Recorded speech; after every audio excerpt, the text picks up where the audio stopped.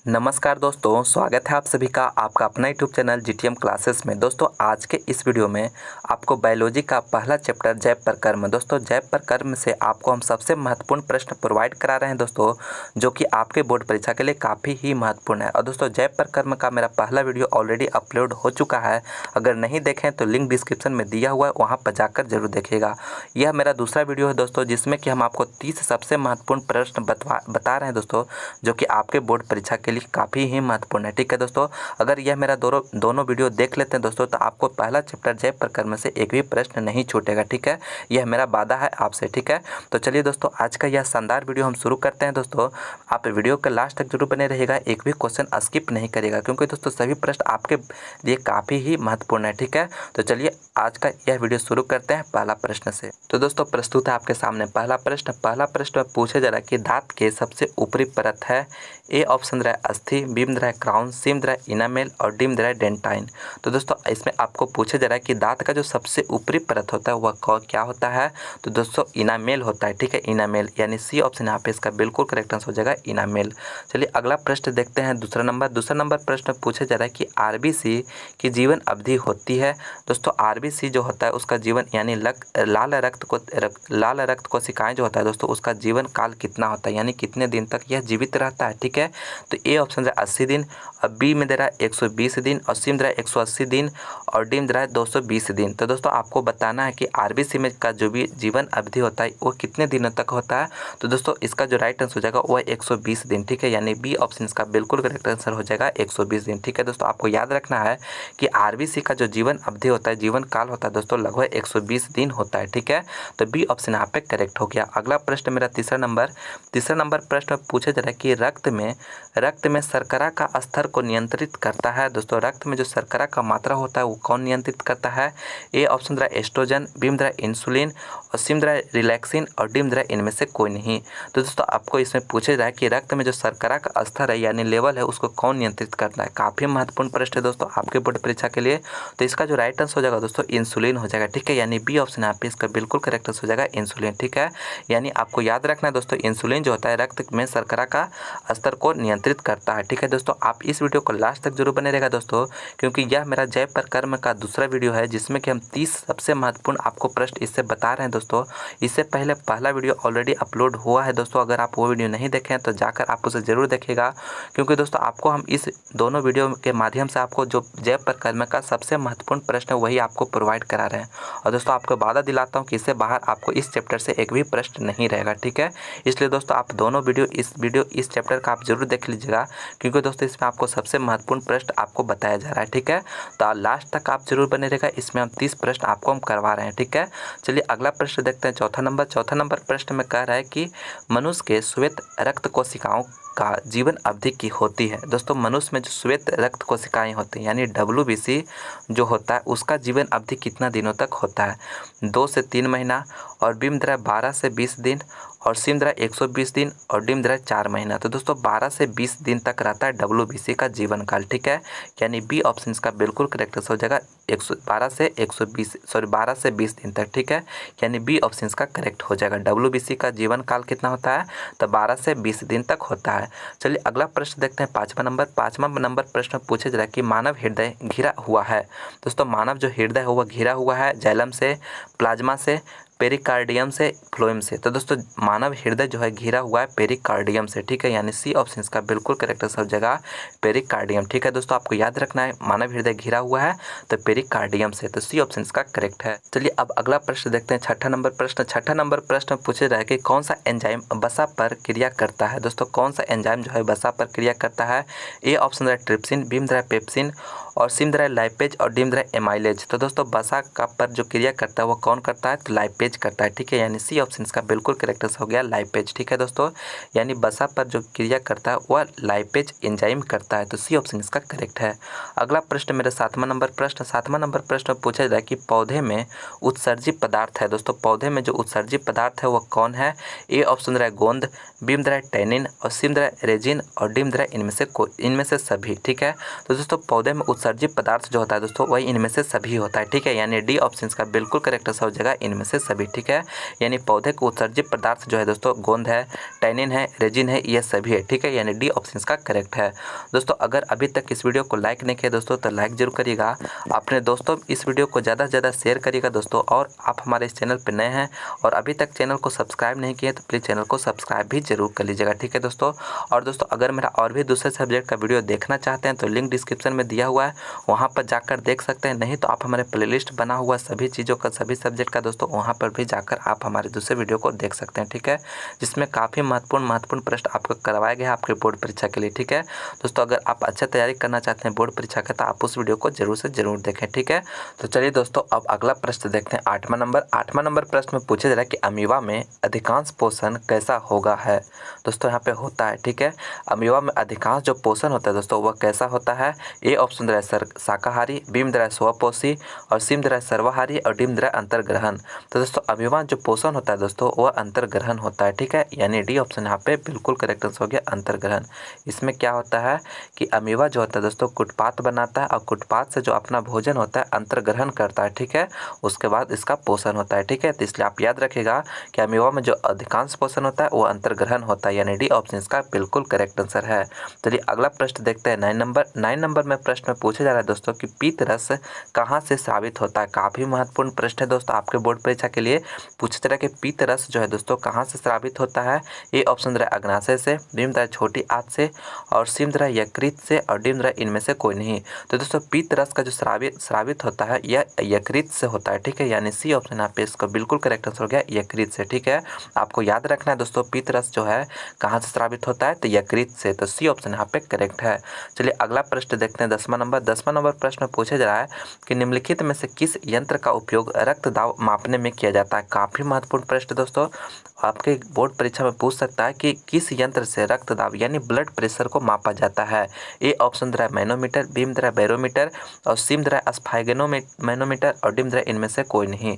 तो दोस्तों रक्त दाब यानी ब्लड प्रेशर को मापने वाला जो यंत्र है दोस्तों वह स्फाइगनोमीटर है, ठीक है। यानी सी ऑप्शन इसका बिल्कुल करेक्ट आंसर है सी ऑप्शन, ठीक है। आप याद रखिएगा दोस्तों, यानी स्फाइगनोमीटर से जो है ब्लड प्रेशर यानी रक्त दाब को मापा जाता है, तो सी ऑप्शन यहाँ पे करेक्ट है। चलिए अगला प्रश्न देखते हैं। 11 नंबर प्रश्न में पूछा जा रहा है कि ऑक्सीन है दोस्तों, ऑक्सीन जो है एक है वसा है, एंजाइम है, सी ऑप्शन हार्मोन है, और डी में कार्बोहाइड्रेट है। तो दोस्तों ऑक्सीन जो है एक हार्मोन है, ठीक है, पादप हार्मोन है, ठीक है। यानी सी ऑप्शन इसका बिल्कुल करेक्ट आंसर हो गया हार्मोन। आपको याद रखना दोस्तों ऑक्सीन जो है एक पादप हार्मोन है, तो इसलिए मेरा सी ऑप्शन यहाँ पे करेक्ट आंसर हो गया। चलिए अगला प्रश्न देखते हैं। 12 नंबर प्रश्न पूछा जा रहा है दोस्तों कि निम्नलिखित में से कौन मलेरिया परजीवी है, ठीक है। ए ऑप्शन दे रहा है प्रोटोजोआ, बी में दे रहा है प्लाज्मोडियम, सी में दे रहा है अमीबा, और डी में दे रहा है इनमें से कोई नहीं। यानी दोस्तों आपसे पूछे रहा कि मलेरिया जो परजीवी है यानी मलेरिया जो है किसके द्वारा होता है, ठीक है। प्रोटोजोआ के द्वारा, प्लाज्मोडियम के द्वारा, अमीबा के द्वारा, इनमें से कोई नहीं। तो इसका जो राइट आंसर हो जाएगा वो प्लाज्मोडियम के द्वारा, यानी बी ऑप्शन इसका बिल्कुल करेक्ट आंसर हो गया प्लाज्मोडियम के द्वारा, ठीक है। आपको याद रखना दोस्तों कि मलेरिया का परजीवी जो है प्लाज्मोडियम है, यानी बी ऑप्शन यहाँ पे करेक्ट है। चलिए अगला प्रश्न देखते हैं। 13 नंबर प्रश्न में कह रहे हैं कि खुला परिसंचरण तंत्र पाया जाता है दोस्तों। खुला परिसंचरण तंत्र जो पाया जाता है किस में पाया जाता है, मनुष्यों में, कॉकरोच में, घोड़ा में, इनमें से कोई नहीं। तो दोस्तों खुला परिसंचरण तंत्र कहने का मतलब जो उसका ब्लड जो होगा दोस्तों यानी खून जो होगा वह खुला तंत्र में घूमता है, ठीक है। तो उस किस में होता है, ठीक है, तो कॉकरोच में होता है दोस्तों, ठीक है। आपको याद रखना है कॉकरोच में, तो बी ऑप्शन इसका बिल्कुल करेक्ट आंसर हो गया कॉकरोच। बाकी मनुष्य हो गया, घोड़ा हो गया दोस्तों, ये सभी में जो है बंद परिसंचरण तंत्र पाया जाता है, ठीक है, आपको याद रखना है। चलिए अगला प्रश्न देखते हैं। 14 नंबर प्रश्न पूछेगा पादप में फ्लोएम संवाहक होता है दोस्तों। पादप में जो फ्लोएम संवाहक होता है किसका होता है, ठीक है। ए ऑप्शन जल का, बी में मोनोऑक्साइड का, सी में भोजन का, और डी में इनमें से कोई नहीं। तो दोस्तों संवाहक कहने का मतलब इसमें जो है फ्लोएम जो है किसका संवाहक करता है यानी किसका आदान प्रदान करता है, ठीक है। तो दोस्तों आपको याद रखना है फ्लोएम होता है एक जाइलम होता है, ठीक है। तो दोस्तों जाइलम, ठीक है, जाइलम जो होता है दोस्तों आपको याद रखना है कि जाइलम, ठीक है, जाइलम हो गया। तो जाइलम से देखिए जड़ होता है दोस्तों, जड़, ठीक है, जाइलम से क्या होता है, जड़। आपको ये शुरू वाला जो अक्षर इसको पकड़ना है, जड़। और जड़ से दोस्तों क्या को किस चीज़ को अवशोषण कर किस चीज़ को खींचता है, तो पानी, ठीक है, यानी जल को, ठीक है, पानी नहीं, आप जल समझिए, ठीक है।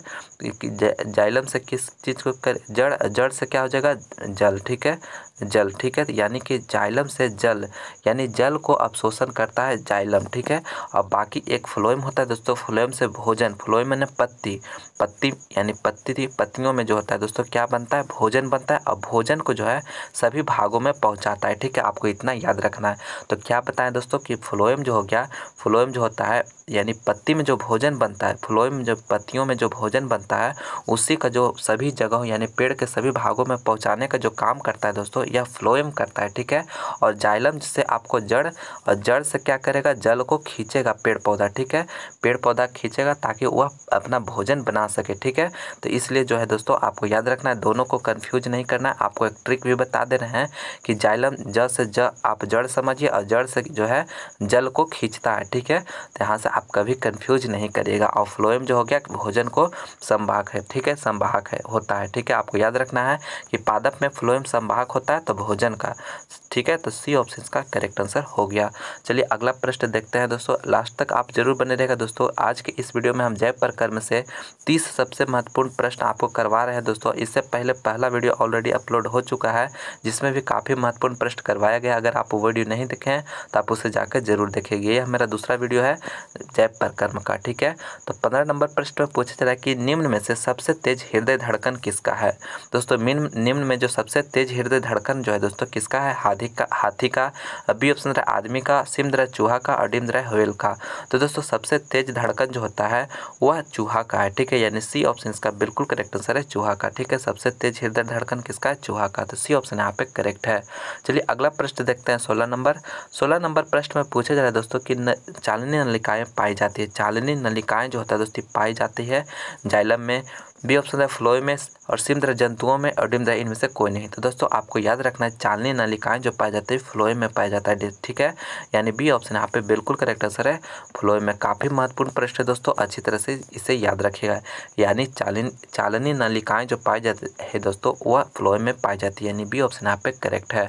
चलिए अगला प्रश्न देखते हैं 17 नंबर प्रश्न पूछा जा रहा है कि ऑक्सीजन का वाहक कौन है दोस्तों। ऑक्सीजन का जो वाहक है वह कौन है, ए ऑप्शन है लसिका, और बी में आरबीसी यानी रेड ब्लड कॉर्पल्स, और सी में डब्ल्यूबीसी, और डी में इनमें से कोई नहीं। तो दोस्तों ऑक्सीजन का वाहक यानी ऑक्सीजन को आदान प्रदान कौन करता है, ठीक है, लसिका करता है, आरबीसी करता है, डब्ल्यूबीसी करता है, इनमें से कोई नहीं। तो दोस्तों आरबीसी करता है, ठीक है, यानी बी ऑप्शन यहाँ पे बिल्कुल करेक्ट आंसर हो गया आरबीसी। आपको याद रखना है दोस्तों कि ऑक्सीजन का जो वाहक कौन है, तो आरबीसी है, यानी बी ऑप्शन यहाँ पे करेक्ट है। अगला प्रश्न मेरा 18 नंबर प्रश्न में कह रहा है दोस्तों कि प्रोटोजोआ उत्सर्जित पदार्थों का निष्कासन कैसे करता है, ठीक है, यानी प्रोटोजोआ जो है उत्सर्जित पदार्थों का जो निष्कासन करता है दोस्तों वह कैसे करता है, प्रसरण द्वारा, निष्कासन द्वारा, विसरण द्वारा, अवशोषण द्वारा। तो दोस्तों आपको याद रखना है कि प्रोटोजोआ जो उत्सर्जित पदार्थों का निष्कासन जो करता है दोस्तों यह विसरण द्वारा करता है, यानी सी ऑप्शन यहाँ पे इसका बिल्कुल करेक्ट आंसर हो गया विसरण द्वारा, ठीक है। काफी महत्वपूर्ण प्रश्न है दोस्तों, अच्छी तरह से इसे याद रखिएगा। चलिए अगला प्रश्न देखते हैं 19 नंबर प्रश्न में पूछे रहा कि मनुष्य के आहार नाल में अवशोषी अंग है दोस्तों। मनुष्य के जो आहार नाल होता है उसमें अवशोषी अंग कौन होता है, रेक्टम होता है, कोलन होता है, या अपेंडिक्स होता है, या सीकम होता है। तो दोस्तों मनुष्य के जो आहार नाल में अवशोषी अंग है वो अपेंडिक्स है, ठीक है, यानी सी ऑप्शन इसका बिल्कुल करेक्ट आंसर है अपेंडिक्स। चलिए अगला प्रश्न देखते हैं 20 नंबर प्रश्न में पूछा जा रहा है कि कवक का पोषण की कौन सी विधि है दोस्तों। कवक का जो पोषण का विधि है दोस्तों वो कौन सा विधि है, ए ऑप्शन है स्वपोषी, बी में मृतजीवी, और सी में संभोजी, और डी में इनमें से कोई नहीं। तो दोस्तों इसका जो राइट आंसर हो जाएगा वह मृतजीवी, यानी बी ऑप्शन इसका बिल्कुल करेक्ट आंसर है मृतजीवी, ठीक है। आपको याद रखना है दोस्तों कि कवक का जो पोषण की विधि है वह मृतजीवी है, यानी बी ऑप्शन यहाँ पे इसका बिल्कुल करेक्ट आंसर है, ठीक है। और दोस्तों मेरा अगर और भी दूसरे सब्जेक्ट का वीडियो देखना चाहते हैं तो लिंक डिस्क्रिप्शन में दिया हुआ है, वहाँ पर जाकर आप हमारे और भी दूसरे सब्जेक्ट का वीडियो देख सकते हैं जिसमें काफ़ी महत्वपूर्ण प्रश्न आपको करवाया गया आपके बोर्ड परीक्षा के लिए, ठीक है। दोस्तों अगर आप अच्छी तरह से तैयारी करना चाहते हैं तो आप हमारे उस वीडियो को जरूर देखिए, क्योंकि दोस्तों आपको उस सभी वीडियो में वही सब प्रश्न करवाया जा रहा है जो कि आपके बोर्ड एग्जाम के लिए काफ़ी ही महत्वपूर्ण है, ठीक है। ठीक है, तो आप उसे जाकर जरूर देखें। चलिए अगला प्रश्न देखते हैं 21 नंबर प्रश्न पूछा जाए कि लार में निम्नलिखित में से कौन एंजाइम पाए जाते हैं। काफ़ी महत्वपूर्ण प्रश्न है दोस्तों, आपके बोर्ड परीक्षा के लिए पूछा जाए कि लार में जो है कौन सा एंजाइम पाया जाता है। ए ऑप्शन है लाइपेज, बी में है टाइलिन और सी में है पीतरस और डी में इनमें से कोई नहीं। तो दोस्तों टाइलिन पाया जाता है, लार में जो होता है दोस्तों टाइलिन नामक एंजाइम पाया जाता है, यानी बी ऑप्शन है इसका बिल्कुल करेक्ट आंसर है टाइलिन। ठीक है, आपको याद रखना है दोस्तों कि लार में कौन सा एंजाइम पाया जाता है, तो टाइलिन, तो बी ऑप्शन यहाँ पे करेक्ट है। चलिए अब अगला प्रश्न की ओर चलते हैं। और दोस्तों अगर अभी तक इस वीडियो को लाइक नहीं किया दोस्तों तो लाइक जरूर करिएगा, अपने दोस्तों में इस वीडियो को ज़्यादा से ज़्यादा शेयर करिएगा ताकि उन्हें भी मदद मिले। और अभी तक हमारे चैनल को सब्सक्राइब नहीं किए तो प्लीज़ चैनल को सब्सक्राइब भी जरूर कर लीजिएगा। ठीक है दोस्तों, तो चलिए अगला प्रश्न देखते हैं 22 नंबर प्रश्न में पूछा जाए कि तिलचट्टा में कितने जोड़े श्वास रंध्र पाए जाते हैं। दोस्तों तिलचट्टा जो होता है दोस्तों कॉकरोच होता है, उसमें कितने जोड़े श्वास रंध्र पाए जाते हैं। ठीक है, ए ऑप्शन दे रहा है 2 और बी में दे रहा है 8 और सी में दे रहा है 10 और डी में दे रहा है 6। तो दोस्तों आपको बताना है कि तिलचट्टा में जो है कितना श्वास रंध्र पाए जाते हैं। तो दोस्तों इसका जो तिलचट्टा में श्वास रंध्र पाए जाते हैं वह 10 पाए जाता है। ठीक है, आपको याद रखना दोस्तों सी। ठीक है, सी ऑप्शन यहाँ पे इसका बिल्कुल करेक्ट आंसर हो गया 10। चलिए अगला प्रश्न देखते हैं 23 नंबर प्रश्न में पूछा है कि स्वपोषण होता है। दोस्तों स्वपोषण जो होता है वह किस में होता है, कवकों में होता है, हरे पौधे में होता है, जंतुओं में होता है, सभी जीवों में होता है। तो दोस्तों स्वपोषण का जो क्रिया होता है दोस्तों वह हरे पौधे में ही होता है। ठीक है, यानी बी ऑप्शन यहाँ पे इसका बिल्कुल करेक्ट आंसर हो गया हरे पौधे में होता है, बी ऑप्शन यहाँ पे करेक्ट है। अगला प्रश्न मेरा 24 नंबर प्रश्न में पूछा जाएगा कोशिका झिल्ली किस प्रकार की झिल्ली है। दोस्तों कोशिका झिल्ली जो है किस प्रकार की झिल्ली है। ए ऑप्शन रहा परागम्य, बी में दे रहा अपरागम्य और सी में अर्धपरागम्य और डी में इनमें से कोई नहीं। तो दोस्तों कोशिका झिल्ली जो है वो यह अर्धपरागम्य झिल्ली है, यानी सी ऑप्शन इसका बिल्कुल करेक्ट आंसर हो गया अर्धपरागम्य। तो सी ऑप्शन यहाँ पे इसका करेक्ट आंसर हो गया। तो चलिए दोस्तों अब अगला प्रश्न की ओर चलते हैं 25 नंबर प्रश्न में पूछा जा रहा है कि स्टोमाटा के खुलने और बंद होने की क्रिया को नियंत्रित करता है। ए ऑप्शन दे चालनी नलिकाएं, बी में दे द्वार कोशिकाएं और सी में दे सखी कोशिकाएं और डी में दे मूल रोम। तो दोस्तों स्टोमेटा के जो खुलने और बंद होने की क्रिया जो है दोस्तों इसे कौन नियंत्रित करता है, तो द्वार कोशिकाएं, यानी बी ऑप्शन यहाँ पे इसका बिल्कुल करेक्ट आंसर हो गया द्वार कोशिकाएं। ठीक है, चलिए अगला प्रश्न देखते हैं अब 26 नंबर प्रश्न पूछे जा रहा है कि निम्नलिखित में से किसे कोशिका का ऊर्जा मुद्रा के रूप में माना जाता है। दोस्तों कोशिका का ऊर्जा के मुद्रा के रूप में कौन किसे माना जाता है। ए ऑप्शन रहा ATP और बी में रहा ADP और सी में रहा DTP और डी में रहा PDP। तो दोस्तों ऊर्जा कोशिका का ऊर्जा मुद्रा के रूप में माना जाता है ATP को। ठीक है, यानी ए ऑप्शन का बिल्कुल करेक्ट आंसर हो गया ATP को। ठीक है, चलिए अगला प्रश्न देखते हैं 27 नंबर प्रश्न में पूछे जा रहे हैं दोस्तों कि रक्त का कौन सा अवयव घायल स्थान से रक्त स्राव के कारण के मार्ग को रक्त का थक्का बनाकर अवरुद्ध करता है।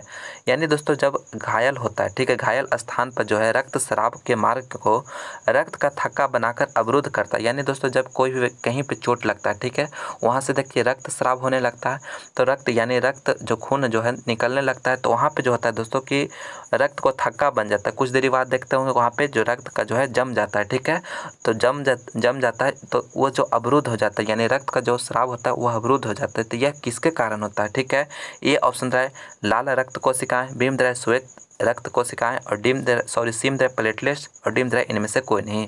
तो इसका जो राइट आंसर हो जाएगा दोस्तों प्लेटलेट्स हो जाएगा, यानी सी ऑप्शन इसका बिल्कुल करेक्ट आंसर हो जाएगा। ठीक है, यानी कि जो रक्त का थक्का बनने में मदद करता है दोस्तों यह प्लेटलेट्स करता है। ठीक है, यानी सी ऑप्शन इसका बिल्कुल करेक्ट आंसर हो गया। ठीक है, तो दोस्तों रक्त का जो हो गया प्लेटलेट्स जो हो गया वह घायल स्थान पर रक्त स्राव के मार्ग को रक्त का थक्का बनाकर अवरुद्ध करता है। ठीक है, तो इसी ऑप्शन इसका करेक्ट हो गया। दोस्तों लास्ट तक आप जरूर बने रहिएगा क्योंकि दोस्तों यह काफ़ी शानदार वीडियो है आपके लिए।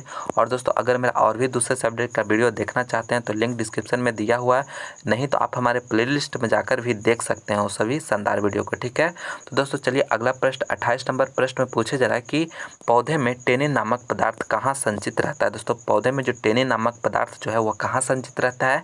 ए ऑप्शन रहा है फूल में, बी में रहा है जड़ में, सी में रहा है छाल में और डी में रहा है पत्ती में।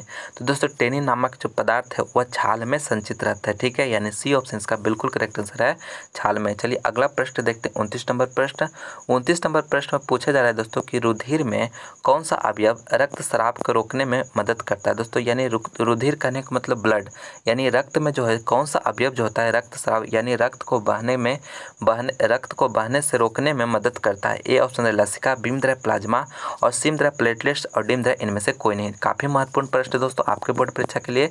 तो इसका जो राइट आंसर हो जाएगा वो प्लेटलेट्स हो जाएगा, यानी सी ऑप्शन इसका बिल्कुल करेक्ट आंसर है प्लेटलेट्स, यानी कि रक्त का जो है प्लेटलेट्स जो है दोस्तों रक्त स्राव यानी रक्त का बहाव को रोकने में मदद करता है। तो सी ऑप्शन यहाँ पे बिल्कुल करेक्ट आंसर हो गया। दोस्तों अगर अभी तक इस वीडियो को लाइक नहीं किया दोस्तों तो लाइक जरूर करिएगा, अपने दोस्तों में इस वीडियो को ज़्यादा से ज़्यादा शेयर करिएगा दोस्तों। और आप हमारे चैनल पर नए हैं तो प्लीज़ चैनल को सब्सक्राइब करके बेल आइकन भी प्रेस कर लीजिएगा ताकि आने वाले वीडियो का नोटिफिकेशन आपको सबसे पहले मिले, ठीक है।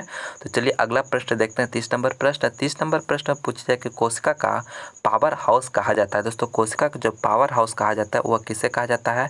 ये ऑप्शन है नेफ्रॉन को, बी में दे माइटोकॉन्ड्रिया को, और सी में दे लाइसोसोम को, और डी में दे इनमें से कोई नहीं।